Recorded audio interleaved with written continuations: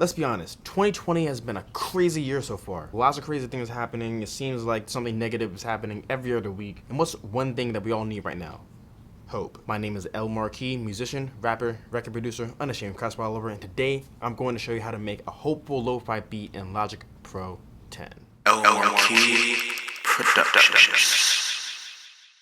Welcome to my channel. If you're new here, I make video content that breaks down my songwriting and beat making process, tutorials specifically on Logic Pro 10, and also I give advice to independent artists and producers. So if this is your first time seeing me, or maybe you've seen me before and you haven't been already doing this, I'd really appreciate it if you did me this really quick favor. Go down, click that like button, hit that subscribe button, turn on notifications, so that way you'll be able to see more videos like this, and you'll be able to help other people who have similar interests as you see videos like this. So now that we got all of that out of the way, I'm going to open up Logic Pro 10 and break down this hopeful lo-fi beat. So like a lot of the times when I make a beat, I start off with a loop. It's a royalty-free loop that I got out of a sample pack. I like using loops or samples to get a beat started. It helps me create a lot quicker. I usually like using loops or samples that do something that I couldn't do on my own, and I almost never just drag and drop them in without altering them in some way. I normally change the tempo, transpose it up or down, and or add effects. So let me play you this loop before I put the effects on it.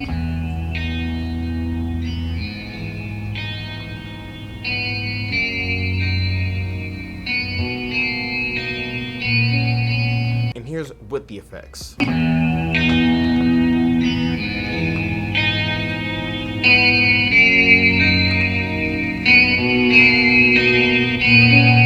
I'm not sure how well it translates over the camera mic, but I'll break down what exactly I did. The very first thing I added on was the Studer from UAD, which I added to a couple different tracks in the song in order to give it a more vintage tape feel. Then I added on RC20, which also adds some vintage character by adding some noise, a little bit of distortion, some wobble, and a few really tiny skips here and there. I added on a chorus effect, which a lot of people can describe as wavy, and some reverb. So it definitely sounds different than the original loop when I first opened it up. The reason why I like adding different effects to a loop is because someone else out there has this exact same loop. Someone else has probably used this. And since this was from a popular sample pack, there's probably hundreds, if not thousands, of other songs or beats with this loop. So even though I know there are some people who have problems with using loops, in my opinion, it really doesn't matter as long as the song sounds good at the end of the day. One thing about using loops though is that if you don't alter them in any way throughout the beat or song, it may start to sound a bit repetitive, especially if the loop just repeats itself for 4 bars. So the cool thing about this loop was actually that it played that part in the lower octave, and then in another section of the loop, it actually played the exact same thing in a higher octave. So let me play that for you.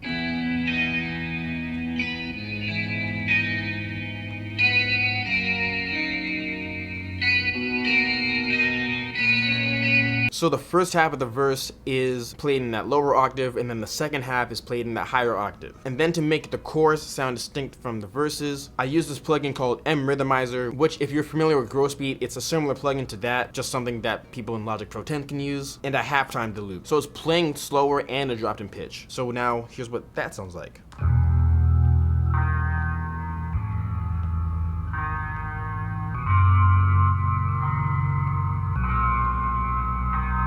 So since that loop changes in different sections of the song, it makes it apparent whenever there's a different section of the song playing, especially in that chorus where it drops down in pitch and also slows down a bit. So some people who use loops, use the loop, add bass, add drums, and that's it. I personally like adding other instruments into the mix, especially for instrumental music like this. There does come a point where you can overproduce something, and when things sound like you're trying too hard basically, more so for songs with lyrics, but I like adding in other instruments to make things sound more interesting, to add more layers to the beat or to the song. So one of my go-to instruments I like to add is guitar. So here's one of the parts that I played.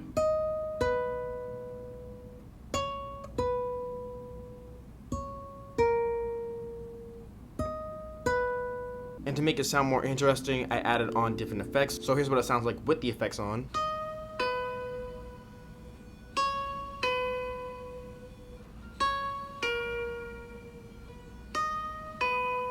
It has similar effects on it as the loop. I just adjusted a few of the knobs to make this sound unique. And one guitar for me is normally not enough, so I added on another one in a lower register.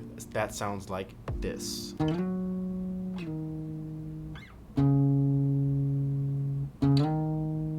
this one has the same effects as the other guitar, and here's what they sound like together.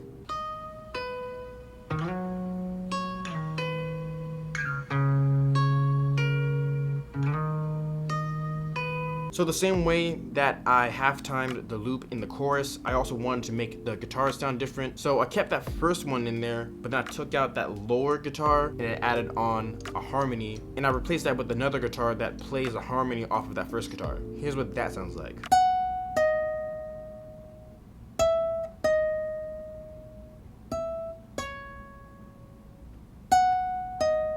So it's playing the exact same thing, just a third higher. So now here's what those two parts sound like together.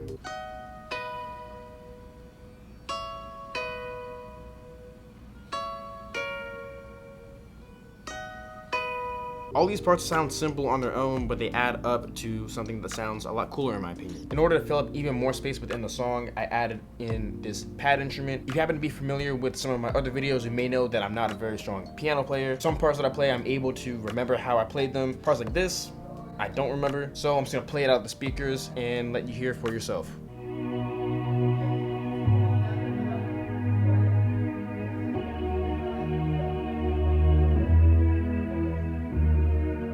This fills up some of like the mids in the song, adds some more support. It's mixed somewhat quietly but in the song, but if it wasn't there, then the song would sound like it's missing something. One of my favorite instruments to add is the bass. It follows the same chords as the loop, and then I added in some extra notes just to make the part sound more interesting. So here's what that sounds like.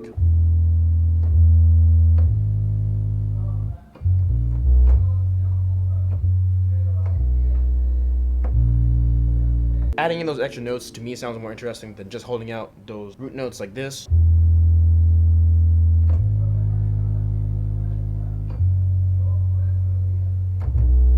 That could work, but for this I didn't feel like making the bass line that simple. I wanted to switch it up a little bit, try something new for me, and that resulted in this bass line. Now we're moving on to one of my favorite parts, the drums.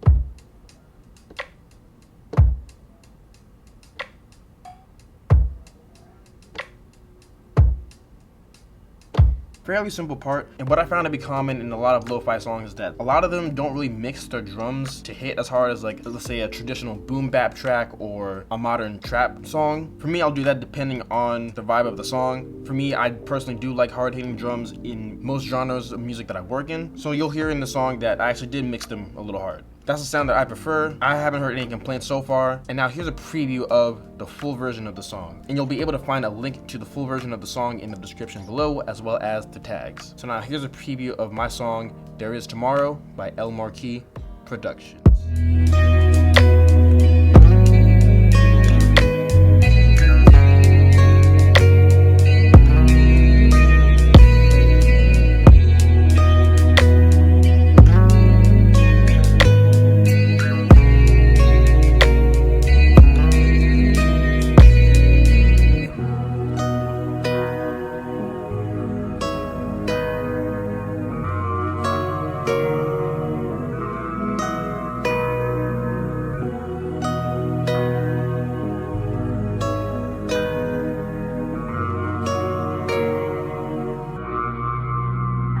Thank you for watching this video. If you like what you've seen today, please give this video a thumbs up and subscribe to the channel and turn on notifications so you know whenever I upload new videos. Also be sure to visit my website, marqueeproductions.com, where you'll be able to check out my music, my beats, my sample kits, my merchandise, as well as my mixing, mastering, and consulting services. Now go down in the comment section below and leave a recommendation for another topic that I should cover in my next video. Do you want to keep seeing tutorials like this? Would you like to see me do some product reviews? Would you like me to do some beat making challenges? Let me know in the comment section below. My name is Marquee Productions. God bless.